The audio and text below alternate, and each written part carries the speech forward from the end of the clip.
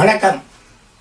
எனது யூடியூப் வாடிக்கையாளர்களுக்கும் நண்பர்களுக்கும் மாணவர்களுக்கும் ஒரு சிறிய நீண்ட இடைவெளிக்கு பின் மீண்டும் ஜோதிட செய்திகளை பதிய வந்திருக்கிறேன். நீண்ட இடைவெளிக்கு காரணம் எனக்கு சில பணிகள் கொஞ்சம் செய்ய வேண்டியது இருந்ததால் அதை வழக்கம் போல செய்து கொண்டிருந்தேன். ஆனால் கேள்விகள் எல்லாம் கேட்டுக்கொண்டுதான் இருந்தார்கள், பதில் கூறிக்கொண்டிருந்தேன். இனி தொடர்ச்சியாக பதிவுகளை செய்வதற்கு முயற்சி செய்கிறேன். ஏனென்றால் நிறைய பேர் கேள்வி கேட்கிறார்கள், என்ன சார் இன்னும் பதிவுகள் என்ன, நிறைய மனிதர்கள் ஃபோனிலும் கேட்டார்கள், நண்பர்கள். எனவே பதிகிறேன். இப்பொழுது ஒரு வேடிக்கையை சொல்வதற்காக இங்கே வந்திருக்கிறேன்.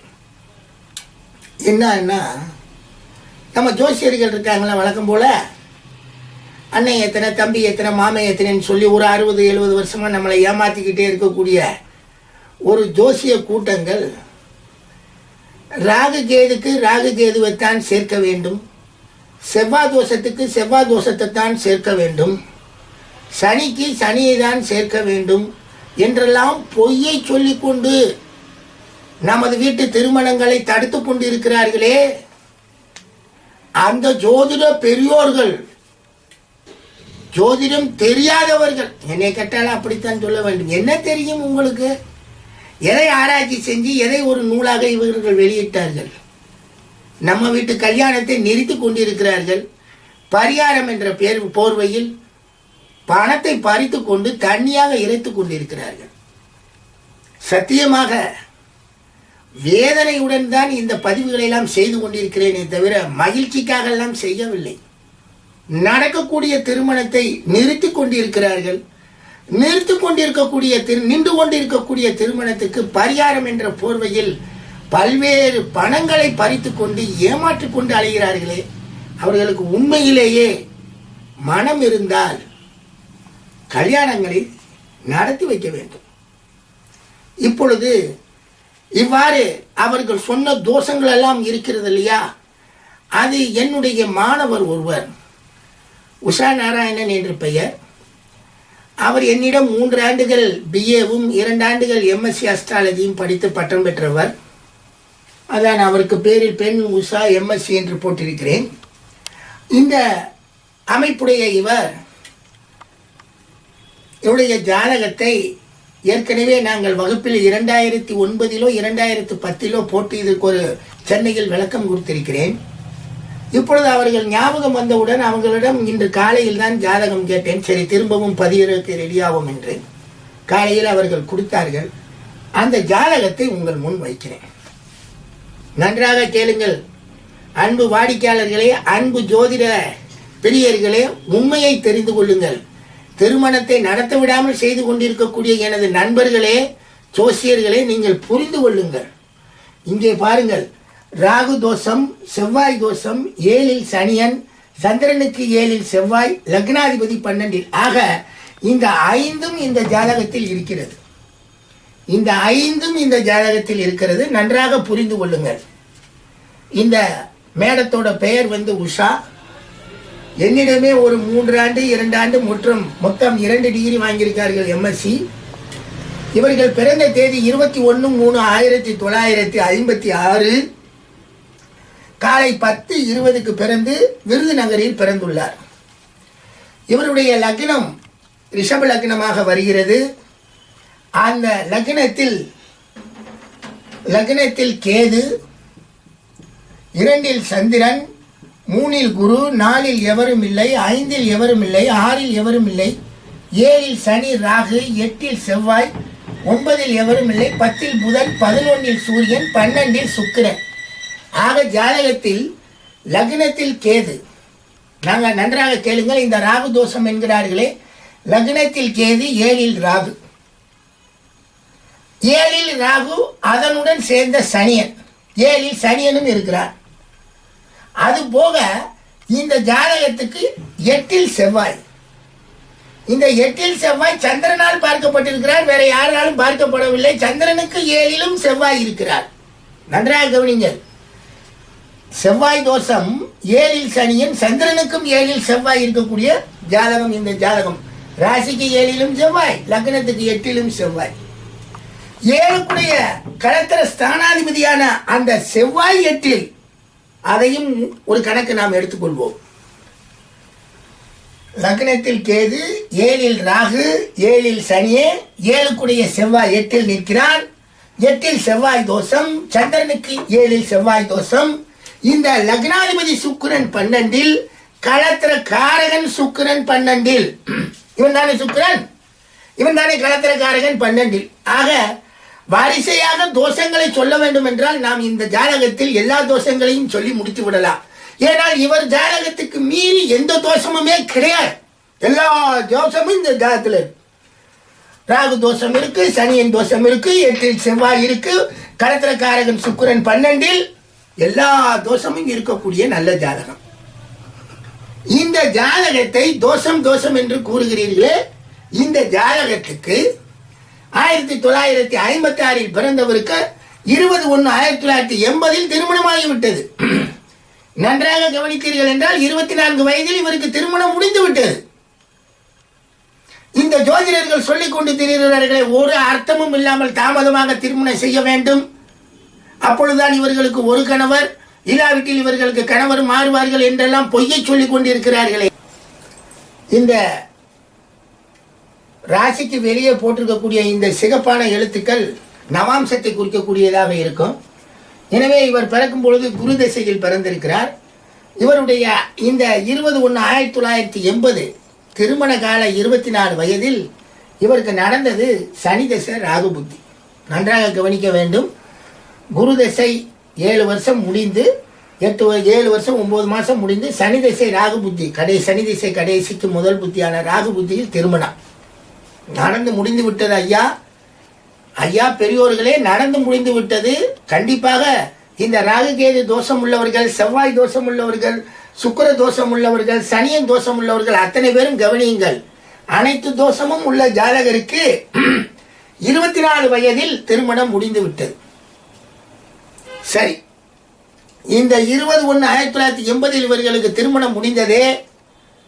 இப்பொழுது நீங்கள் கூறிக்கொண்டிருக்கிறார்களே, இந்த ராகு கேது தோஷம் இந்த ஜாதகத்தில், இதுதான் அவருடைய கணவர் ஜாதகம். கணவர் 29/7/1949 பிறந்திருக்கிறார். 6/15 மாலை பிறந்திருக்கிறார் கோயம்புத்தூரில். இவருக்கும் தான் கல்யாணம். இவர் ஐயாவுக்கு திருமணம் நடக்கும் பொழுது வயது 30-31 வயது. அவருக்கு ராகு தசாவில் புதன் புத்தியில் திருமணம் நடந்திருக்கிறது. இவருக்கு நன்றாக நீங்கள் ஒன்றை கவனித்துக் கொள்ள வேண்டும். இவருக்கு ராகு தோஷம் இல்லை, ராகு 3ல் இருக்கிறார். இவருக்கு மகர லக்னம், லக்னத்தில் குரு, 2ல் எவரும் இல்லை, 3ல் ராகு, 4ல் எவரும் இல்லை, 5ல் எவரும் இல்லை, 6ல் செவ்வாய், 7ல் சூரியன் புதன், 8ல் சுக்கிரன் சனி, 9ல் சந்திரன் கேது, 10ல் எவரும் இல்லை, 11லும் எவரும் இல்லை, 12லும் எவரும் இல்லை. இந்த ஜாதகத்தில் சொல்லக்கூடிய இவருக்கு 31ல் திருமணம். அதற்கு காரணம் இவருக்கு லக்னாதிபதி 8ல் இருக்கிறது என்பது ஏற்படும். ஏனெனில் இவருக்கு அந்த லக்னாதிபதி 8ல் இருக்கும் பொழுது கொஞ்சம் தாமதங்கள் எல்லாமே மெதுவாக நடைபெறுவதில் என்பது அது சாதாரண ஒரு பலன். ஆனால் இந்த ஜாதகத்துக்கும் சேர்க்கிற, நன்றாக கவனிங்க, இங்கே கேது ராகு என்ற ராகு தோஷம் இந்த ஜாதகத்தில் இல்லை. முதலில் ஒன்று. இரண்டாவது, செவ்வாய் தோஷம் பாருங்கள். இவருக்கு லக்னத்துக்கு 6ல் செவ்வாய், சந்திரனுக்கு 10ல் செவ்வாய். செவ்வாய் தோஷம் இந்த ஜாதகத்தில் இல்லை. சரி, 7ல் சனி இல்லை, இவருக்கு 8ல் தான் சனி, 7ல் எதுவும் இல்லை, 7ல் சூரியனும் புதனும் இருக்கிறார்கள். சரி, இவருக்கு சுக்கிரன் 8ல் கட்டியிருக்கிறது, இவருக்கும் சுக்கிரன் 12ல் கட்டியிருக்கிறது. ஆனால் இவருக்கு லக்னாதிபதியாகி 12ல் கட்டியிருக்கிறது, இவருக்கும் லக்னாதிபதி சனி 8ல் கட்டியிருக்கிறது. ஆக இவர்கள் சொல்லக்கூடிய இப்பொழுது தோஷம் சொல்லக்கூடிய இந்த ராகு தோஷம், செவ்வாய் தோஷம், 7ல் சனியன், சந்திரனுக்கு 7ல் செவ்வாய், இந்த லக்னாதிபதி 12, இந்த இதில் இந்த மேஜராக சொல்லக்கூடிய இந்த ராகு தோஷம், சனியன் 7ல், செவ்வாய் தோஷம், சந்திரனுக்கு 7ல் செவ்வாய் தோஷம் எதுவுமே ஆண் ஜாதகத்தில் இல்லைங்க. இவங்க இந்த ஜாதகருக்கு இவருக்கு திருமணம் 20/1/1980 முடிந்து இன்று 36 வருடங்களுக்கு மேல் ஆகிவிட்டது. பேரன் பேத்திகளுடன் நன்றாக சௌக்கியமாக வாழ்ந்து கொண்டிருக்கிறார்கள். இவர் என்னுடைய மாணவர் தான். ராகு தசா புதன் புத்தி, ராகு 3 7 புதன் தொடர்பு இருப்பதனால் இவருக்கு கல்யாணம். அதே போல் இவருக்கு சனி தசா ராகு புத்தி, சனி ராகுவும் 7 இருப்பதால் கல்யாணம். அந்த திருமணத்தை நடத்தக்கூடிய காலங்களில் 7ஆம் பாவம் தொடர்பு இருந்ததால் ஒரு திருமணம் அமைப்பு நடைபெற்றது. இது நடைபெறக்கூடிய திருமணம் தான். இந்த திருமண வாழ்வு நன்றாகத்தான் இருக்கும். இதில் எந்த ஒரு முறிவோ அல்லது திருமண பந்த விலகலோ எதுவும் ஏற்படவில்லை. 36 ஆண்டு காலங்கள் வாழ்ந்து கொண்டிருக்கிறார்கள் கணவன் மனைவியாக ஒற்றுமையாக. இந்த உஷா மேடம் எனக்கு அவங்க ஜாதகத்தை போடும்பொழுதே நான் இதை சொல்லியிருக்கிறேன். ஆமாம் சார், என் ஜாதகத்தில் அனைத்து தோஷம் இருக்கும், ஆனால் அதே போல் என் கணவர் ஜாதகத்தில் வேறு மாதிரி இருக்கும், அதே போல் இருக்காது, ஆனால் நாங்கள் நன்றாகத்தான் இருக்கிறோம். இது வேறு மாதிரி தோஷம் என்று சொன்னீர்களால் கூட நாங்கள் ஏற்றுக்கொள்வோம். ஆனால் ராகு கேது தான் திருமணம் செய்ய வேண்டும் என்று எந்த அடிப்படையில் கண்டுபிடித்தீர்கள்? யார் சொன்னது? எந்த ஜோதிடர் சொன்னார்? அவர் எத்தனை ராகு கேது ஜோதிட ஜாதகங்களை எடுத்திருக்கிறார்? நாங்களும் தான் பார்த்திருக்கிறோம் எத்தனையோ ஜாதகங்களை. அந்த டிவி மேல இருக்கிற பையில இருக்கு. எத்தனையோ ஜாதகங்களை நாங்களும் தான் பார்த்திருக்கிறோம். ராகு கேது தோஷங்கள் எவ்வாறு கல்யாணம் ஆகிறது என்று. இதோ பாருங்கள், இந்த ஜாதகத்தில் 18 வயசில் கல்யாணமானவர்கள் என்று ராகு கேது ஜாதகங்கள் இருக்கிறது. 19 வயதில் கல்யாணமானவர்கள் என்று ராகு கேது தோஷம் உள்ள ஜாதகம் இருக்கிறது. 20 வயது 21 வயது என்று நாங்கள் ஒவ்வொன்றாக எடுத்திருக்கிறோம். உண்மையில் இதில் பலருக்கு கணவருடைய ஜாதகங்கள் ராகு கேது தோஷம் இருக்காது. பலர் பெண்களுடைய ஜாதகத்தில் பலர் கணவருக்கு ராகு கேது தோஷம் இருக்காது. அதே போல் கணவர்களுடைய ஜாதகத்தில் பலருடைய மனைவிகளுக்கு ராகு கேது தோஷம் இல்லை. ஆக இந்த ராகு தோஷம் செய்வது என்பது படு முட்டாள்தனம் என்று என்னுடைய முடிவாகவே நான் சொல்லுவேன். ஏனெனில் இதுபோல் நூற்றுக்கணக்கான அல்ல, ஆயிரக்கணக்கான ஜாதகங்களை எங்களுக்கு கொண்டு வர முடியும். எப்படி எனில், நீங்கள் 80க்கு முன்னாடி, இன்னும் சொல்ல போனால் 90க்கு முன்னாடி கல்யாணம் செய்த பலருடைய ஜாதகங்களை நீங்கள் கணவன் மனைவி ஜாதகங்களை எடுத்து பார்த்தால் இந்த ராகு கேது தோஷம் எல்லாம் நாங்கள் சொல்லியிருக்க மாட்டோம். அப்பொழுது காலத்தில் செவ்வாய் தோஷம் வேண்டும் என்றால் இருக்கலாம். அதற்கும் நாங்கள் செவ்வாய் தோஷத்துக்கு செவ்வாய் தோஷம் செய்ய வேண்டும் என்றெல்லாம் நாங்கள் சொல்லவில்லை. ஏனெனில் நாங்கள் இப்பெல்லாம் பார்க்கிறோம், செவ்வாய் தோஷம்னா கணவரை அடித்து விடும், மனைவியை அடித்து விடும். அதெல்லாம் பொய்யுங்க. எந்த தோஷமுமே இல்லைங்க, கணவர் இறந்து போயிடுவாருங்க. எந்த தோஷமுமே இல்லைங்க, மனைவி இறந்து போயிடுவாங்க. கணவர் தோஷம் 8ஆம் பாவம் வேலை பார்க்குது, 12ஆம் பாவம் 6ஆம் பாவம், இந்த 6, 8, 12ஆம் பாவங்கள் வேலை செய்யக்கூடிய எந்த ஒரு ஜாதகமுமே பிரச்சனைகளுக்குள் தான் போகும். அதில் என்ன தனியாக செவ்வாய் தோஷம்? எவர் நிரூபித்திருக்கிறார் செவ்வாய் தோஷத்துக்கு செவ்வாய் தோஷம் செய்ய வேண்டும் என்று? செவ்வாய் தோஷத்துக்கு செவ்வாய் தோஷம் செய்தால் தீங்கு என்று பலவிதமான பொய்யான கதையெல்லாம் ஜோதிடத்தில் இருக்கிறதுங்க.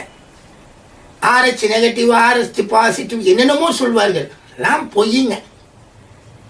எந்த தோஷமாக இருந்தாலும் சரி, இவங்களுக்கு நடந்த சனி தசை ராகு புத்தி, இவங்களுக்கு சனி 7 ராகு 7, அந்த நேரத்தில் இவர்களுக்கு திருமணம் நடந்தது.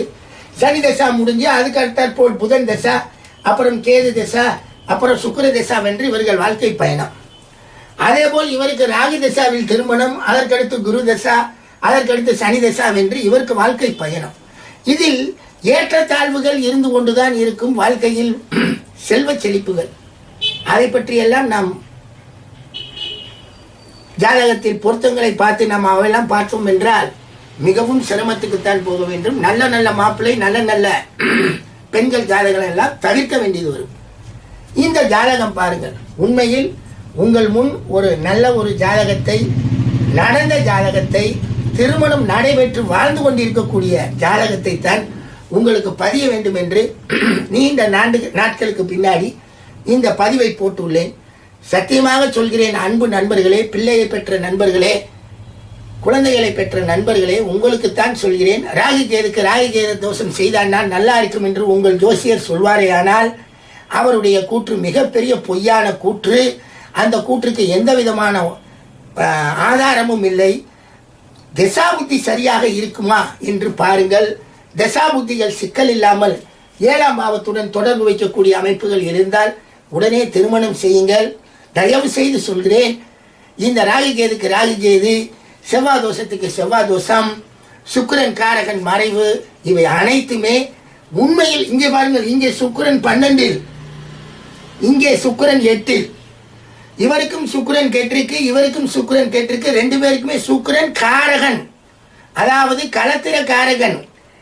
இந்த பக்கம் பார்த்தால் மனைவிக்கு காரகன், இந்த பக்கம் பார்த்தால் கணவருக்கு காரகன். இவர்கள் 8லும் 12லும் கெட்டு இவர்கள் 36 ஆண்டுகள் தம்பதியர் வாழ்க்கை வாழ்ந்திருக்கிறார்கள். அன்பு நண்பர்களே, எல்லா தோஷமும் நிறைந்த ஜாதகம், நன்றாக மகிழ்ச்சியாக வாழ்ந்திருக்கிறார்கள். தயவு செய்து சொல்கிறேன், திசை நன்றாக இருக்கிறதா என்று பாருங்கள். தசாபுத்தி நன்றாக இருந்தால் திருமணத்தை செய்து வையுங்கள். உண்மையில் பயப்படாதீர்கள் பிள்ளையை பெற்றவர்களே. இன்னைக்கு இருக்கக்கூடிய ஜோதிடர்கள் எந்த ஒரு ஆய்வு செய்யாமலும் எழுதப்பட்ட புத்தகங்களை எடுத்துக்கொண்டு யோகிகள் சொன்னார்கள், சித்தர்கள் சொன்னார்கள் என்று சொல்லி ஒரு பட்டையும் கொட்டையும் போட்டுக்கொண்டு நம்மை ஏமாற்றிக் கொண்டே இருக்கிறார்கள். அவர்களுடைய அந்த அறிவியலித்தனத்திற்கு நீங்களும் துணை போகாதீர்கள். அப்படி போவீர்கள் என்றால் அது உங்களுடைய விருப்பம். என் கடமையை நான் செய்ய வேண்டும், அதை செய்திருக்கிறேன். உண்மையில் எந்த ஒரு தோஷமும் அவை நடைபெற வேண்டும் என்றால் நடந்தே தீரும்.